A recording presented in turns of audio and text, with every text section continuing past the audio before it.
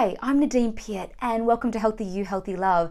And today is going to be an interesting topic because it's the kind of surprising topic that is something that is so simple yet so powerful. And the thing is that there is something that women do that really peeves men off. Yup, it does. And I am guilty of it. I'm a coach. I'm an expert at active listening, but sometimes in my personal relationship, I can still stuff this one up. Why? Because I'm a bit of a talker, and sometimes I swear I have a little bit of ADHD, and I can get a little bit excited and ahead of myself. So what could this thing be that peeves men off? It is not listening when they're talking. One of the most powerful ways you can make someone feel appreciated, valued, and heard is when you listen to them properly. It's called active listening. And this is not you hearing him and then thinking about what you want to say next, or cutting him off, or sitting at the edge of the seat waiting so that you can speak next. People know that feeling. People know that you are not there and present when you're actually doing all those other things. So, a way to make a man feel good and to desire you more, to feel connected with you, to feel validated, is to zip the mouth up. Ask a question and don't say anything else. The issue is that there's a reason why some women find it difficult to be quiet. Sometimes it's because they don't actually want to know the answer. That's right. They don't ask the questions, or they do ask the questions, but they don't properly sit and listen. They feed the guy their potential responses because they're fearful of what the guy actually might say. However, when you're talking and not listening once you've asked a question, or after you've asked the question, it can make a guy feel like you actually don't give a hoot about what he's actually saying or has to say. It can feel to him that you asked the question because you thought you should, but you don't really care what he thinks. And that's a horrible feeling. If someone does that to you, you will also feel a little bit annoyed about that and kind of feel like you're actually not being kind of valued. And there's nothing more beautiful than someone holding the space for you to express your deeper feelings. And women typically find this easier, though I've got to say, just because we're talking, it doesn't mean that we're truly connected to our deeper emotions. We can actually find our own emotions quite confusing. Being emotional is not necessarily being emotionally clear about how we're feeling.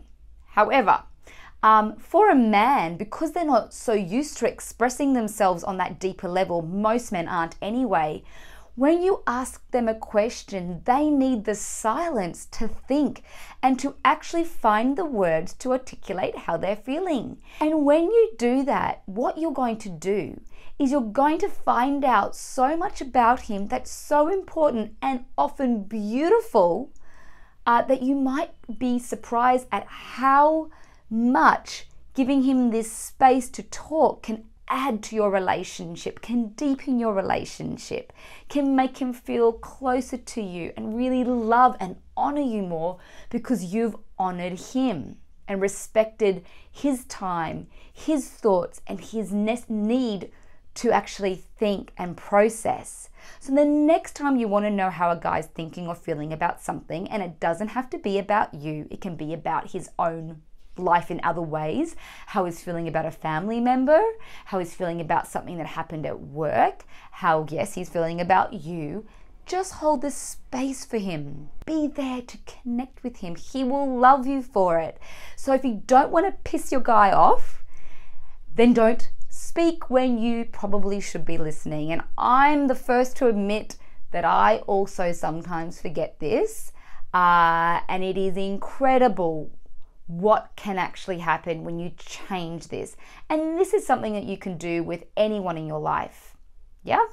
It's a very powerful skill to have. So I encourage you to do this, And this will be something that everyone loves and will also make you feel really good. And look, the reality is, if a guy does share something with you that you're not comfortable with, or that brings some clarity around your relationship, of course, this is probably when you're asking questions about a relationship, then isn't it better to know than not know sometimes?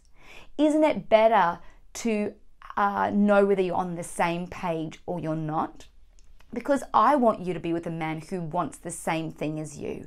And if you're dating a guy who's confused about who he is, what he wants, where he's going, how he's feeling about you, then if you've been dating for a while and you are confused, and if he's hot and cold and you don't know where you stand, then this is powerful. And sometimes men just aren't aware of what they're doing, and they do really like you. They are really wanting things to work, but they're just confused. So if you ask them questions about how he's feeling, where he's at, his perspective on something, you might just be surprised at how this actually creates a sense of relief in him, a sense of freedom, and how it actually creates more intimacy. So give it a go. Zip it when you need to. It's like sitting on your hands, you know, that kind of thing. Just hold the space for him. And even if it takes him a few minutes or longer, just sit there with him, be warm in your heart, stay confident and grounded, and be there for him. So if you like the video, please like it, subscribe if you want to find out when my next video is coming out. I do one every week. Also, I've got a free gift for you below, which is very much relative to this topic. It's called Wordpoision. 16 words and phrases you should never use if you want to keep a guy close or build a relationship and really have a great first impression and initial impression with a guy. So check that out. The link's below. And also comment. I love your comments and I love to interact with you. And also share if there's anything you want me to do a video on, because I just might do it. Good chance that I will. And once again, thank you, and I'll catch you next time.